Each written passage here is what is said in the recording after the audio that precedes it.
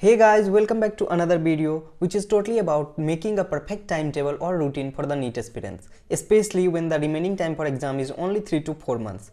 So it is very crucial to make a perfect routine to get a better score. Today we are going to cover all the trick and tips for making a perfect timetable for sleep, study and distraction like social media, mobile and all things. So let's start the video.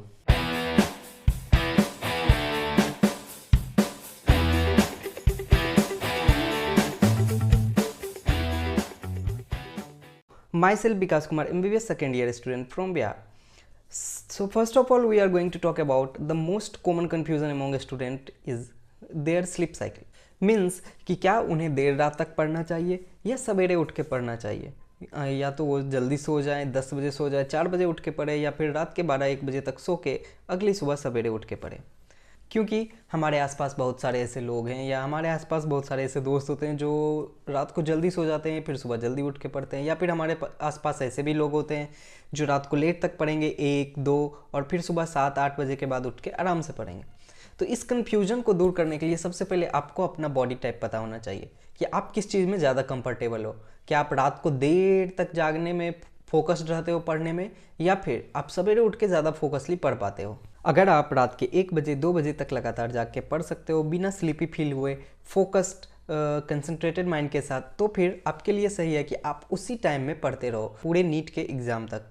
क्योंकि अगर आपने इसके उल्टा किया, आप जल्दी सोने लगे और सुबह जल्दी उठने का कोशिश करें कि 4 बजे उठ के फिर पढ़ रहे हैं, तो इससे आपका पूरा दिन बर्बाद जाएगा। आप सवेरे उठोगे, कुछ देर तो आप एनर्जाइज फील करोगे, पढ़ लोगे 1-2 घंटे, लेकिन उसके बाद आप फिर पूरा दिन स्लीपी स्लीपी फील होगा। आपको लगेगा आपके पास एनर्जी नहीं है, आपका body energy level low feel होगा। तो इसीलिए आप ज़रूरी है कि आप उसी टाइम को फॉलो करो जो आपका बॉडी कंफर्टेबल है। एंड अगर आपका बॉडी कंफर्टेबल है कि आप रात जल्दी सो रहे हो, 10 बजे तक सो गए, 9, 10, 11 तक सो गए, फिर सुबह 4 बजे 5 बजे उठ के पढ़े, तो आप उसी को कंटिन्यू करो, उसको चेंज मत करो। So it is necessary to understand your body and mind in which situation these are more comfortable in concentrating or focusing on the study, and plan your day accordingly. Now second thing we will discuss about is the after waking up we should plan 2 to 3 hours very wisely. क्योंकि अगर वो 2-3 घंटे आपने अच्छे से plan किया तो आप पूरे दिन एनर्जाइज फील करोगे, आप पूरे दिन फोकसली पढ़ पाओगे। सबसे पहले नेसेसरी है कि आप उठने के बाद कुछ देर बाद एक अच्छा सा एक्सरसाइज करो, like running, slow running, jogging, इस टाइप के एक्सरसाइज। और फिर मेडिटेशन भी आप कर सकते हो। कुछ देर का मेडिटेशन आपको बहुत अच्छा बेनिफिट देगा इन द लॉन्ग टर्म्स। सो आप वो कर सकते हो लगभग आधे घंटे के आसपास। उसके बाद आप अपना डेली रूटीन फॉलो करो। उसके बाद सबसे एक हेल्दी सा नाश्ता करो, क्योंकि बहुत सारे हॉस्टल के स्टूडेंट मैंने देखे हैं जो हॉस्टल में रहते हैं, जो घर पे नहीं रहते, उनका नाश्ता बहुत ही ज़्यादा ऑयली या चाय, कैफीन, इस सब होता है। तो उससे अच्छा आप एक हेल्दी सा ब्रेकफास्ट खुद के लिए स्प्राउट्स तैयार करो या सैलाड्स, ऐसा कुछ तैयार करो आप अपने लिए। आफ्टर ऑल दोज थिंग अब आपको 2 से 3 घंटे के लिए पढ़ने का बैठना चाहिए। इसके लिए आप एक स्टडी टेबल तैयार करो, एक स्टडी स्पेस तैयार करो जहाँ पे आप पढ़ सको, और वहाँ पे मोबाइल प्लीज़ ना ही रखो। अगर आप ऑनलाइन लेक्चर देखते हो तो ऑफकोर्स उसके लिए यूज कर सकते हो, लेकिन इंटरनेट, इन सब सोशल मीडिया डिस्ट्रैक्शन से बचने के लिए आप कोशिश करो कि वहाँ पे मोबाइल ना हो। और अरेंजमेंट ऐसा बनाओ कि आपको बार बार उठना ना पड़े, लाइक पानी का बोतल भी साथ ही रखो, ताकि ऐसा ना हो कि बार बार 10 मिनट में लग रहा है कि काश पानी पी के आते हैं, फिर आप उठ रहे हो, फिर ऐसा मत करना। एक ऐसा सारा स्टडी नोट्स जो भी आपका है, स्टडी मटेरियल है, वो सब अपने स्टडी टेबल के स्पेस के आसपास रखो, ताकि आपको बार बार उठना ना पड़े और आपका डिस्ट्रैक्शन कम हो। तो उठने के बाद और उस रूटीन के बाद नेक्स्ट 2 से 3 घंटे आप पढ़ो, और आप ऐसे सब्जेक्ट पढ़ो जो आपको थोड़े डिफ़िकल्ट लग रहे हैं या कैलकुलेशन ज़्यादा है, तो आप अपने अकॉर्डिंग प्लान करो कि आपको कौन सा सब्जेक्ट पढ़ना है नेक्स्ट 2 से 3 घंटे। एंड हाँ, इस 2 से 3 घंटे में आप कोशिश कर सकते हो कि आप 1 घंटे पे या आधे घंटे पे 5 से 10 मिनट एक छोटा सा ब्रेक लो। हाँ, इस ब्रेक में मोबाइल गलती से भी मत छूना, क्योंकि सोशल मीडिया बहुत बड़े डिस्ट्रैक्शन है। अगर आप वो छूओगे तो आपका ब्रेक लंबा होता जाएगा और आपको पता भी नहीं चलेगा। तो आप उसमें छोटा छोटा सा ब्रेक लो, और 3 घंटे पर एटलीस्ट पढ़ने के बाद आप एक लंबा ब्रेक ले सकते हो, आधे घंटे का, 1 घंटे का, खाना खाने के लिए और थोड़ा सा टहलने के लिए, just like in the room और बालकनी और टेरेस, कहीं भी। तो ये था आपका उठने के बाद 2-3 घंटे का रूटीन। सपोज अगर आप 7 बजे उठे हो और 8 बजे तक आपने एक्सरसाइज, नाश्ता, ये सब किया, और फिर 8 से 11 आपने 3 घंटे की पढ़ाई की, उसके बाद आपने आधे घंटे का ब्रेक लिया। उस आधे घंटे में आप आधे घंटे या 1 घंटे का ब्रेक लो, आप खाना खाओ और भी काम जो भी आप थोड़ा सा घूमना फिरना ये सब करो, और उसके बाद फिर से आप पढ़ने बैठ जाओ। फिर 12 से 2 के टाइम में आप पढ़ो, कुछ ऐसे सब्जेक्ट पढ़ो जो आपको पढ़ने में थोड़े से आसान लगते हो, क्योंकि इस टाइम में धीरे धीरे आप खाना, अभी आपने हल्का सा खाना खाया है, फिर आपको नींद सा फील होगा, तो आप थोड़े आसान आसान से टॉपिक पढ़ो।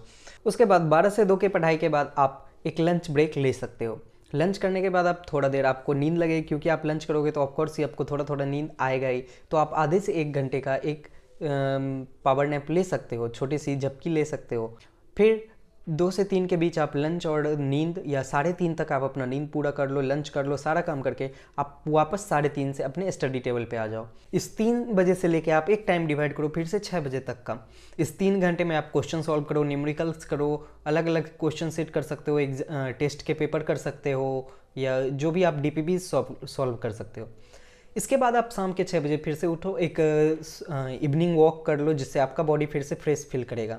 थोड़े से ब्रेकफास्ट कर लो, कुछ हल्का सा ब्रेकफास्ट, चाय भी पी सकते हो, अगर आप चाय के पीने का आदत है तो आप चाय पी सकते हो, कॉफ़ी पी सकते हो, ये सब करो शाम के 6 बजे। 15 से 20 मिनट का ब्रेक लो, और उसके बाद फिर से आप 6:30 से एक 9:30 का टाइम डिवाइड करो। इस 6:30 से 9:30 के टाइम के बीच भी आप कोई अच्छे क्वेश्चन करो, या फिर आप कोई हार्ड सा सब्जेक्ट या जो भी सब्जेक्ट आपको पढ़ना हो, इस 6:30 से 9:30 के बीच पढ़ो। और फिर 6:30 से 9:30 के बीच पढ़ने के बाद उसके बाद आप डिनर कर सकते हो, आधे घंटे का ब्रेक ले सकते हो 10 बजे तक का, और फिर आप उसके बाद अगर आप 10 बजे सो के सुबह 4 बजे उठना चाहते हो तो उसी टाइम सो जाओ, या अगर आप 12 से 1 तक पढ़ के फिर सुबह सोना चाहते हो तो आप 10 से 1 का एक और टाइम स्लॉट फिक्स कर सकते हो। और इस टाइम पे आपको जो भी याद करने की चीज़ें हैं, आप शॉर्ट नोट्स बना रहे हो, या आप कोई स्टिकी नोट्स बनाना चाहते हो जो दीवार पे चिपकानी है स्टडी टेबल के आसपास, तो वो सारी चीज़ें इस टाइम कर सकते हो 10 से 1 के टाइम के बीच, या 12 के टाइम के बीच। तो इस बीच आप वो सारी चीज़ें करो, शॉर्ट नोट्स बनाओ, और अगले दिन का प्लानिंग बनाओ कि कल क्या क्या टॉपिक पढ़ने हैं, कितने देर पढ़ने हैं, कौन से टाइम स्लॉट में क्या पढ़ना है, ये सारी चीज़ें प्लानिंग करो। और उसके बाद आप 12 बजे या 1 बजे सो के फिर अगले दिन फ्रेशली उठ सकते हो। After dividing your whole day in these time slots, you should have to do some extra efforts, some extra things to make your routine perfect। क्योंकि सिर्फ टाइम स्लॉट्स को डिवाइड करना ही आपको 10 या 11 घंटे 12 घंटे की पढ़ाई नहीं कर पाएंगे। इसके अलावा आपको कुछ चीज़ें करनी होगी, जैसे सबसे पहले तो मोबाइल से आपको दूरी बनाना होगा, आपको अपने सोशल मीडिया से दूरी बनाना होगा, अपने डिस्ट्रैक्शंस कम करने होंगे, जितने कम डिस्ट्रैक्शंस कर सकते हो, अपने स्टडी स्पेस को जितना साफ रख सकते हो आप, अपने रूम को जितना साफ रख सकते हो आप वो करो। उसके बाद एक मेडिटेशन, सम एक्सरसाइज, ये जो मैंने भी आपको सुबह के रूटीन में बताया, आप वो ज़रूर करना। ये सारी चीज़ें आपको हेल्प करेंगी आपके स्टडी टाइम को बढ़ाने में, आपको आपके फोकस को बढ़ाने में, आपके कंसंट्रेशन को बढ़ाने में। जब आप ये सारी चीज़ें कर लोगे तो इसको आपको कुछ दिन फॉलो करना है। ऐसा नहीं है कि आपने आज रूटीन बनाया और आज से आप एकदम 100% परफेक्ट हो जाओगे। ऐसा होगा कि बीच बीच में एक दिन आएगा जब आपको लगा कि आज मैंने रूटीन फॉलो नहीं किया, तो आपको उन सारी चीज़ों से बचना है, उन सारी चीज़ों को इग्नोर करना है, और डेली कोशिश करो कि इसी रूटीन को फॉलो किया जाए। ऐसा करने से आप ज़रूर एक 10 से 11 घंटा 12 घंटे की पढ़ाई कर पाओगे विथ प्रॉपर फोकस्ड माइंड और डिसिप्लिन के साथ। तो अगर आपको ये वीडियो अच्छा लगा हो तो लाइक कर देना, शेयर कर देना अपने दोस्तों में, और चैनल को सब्सक्राइब जरूर कर देना।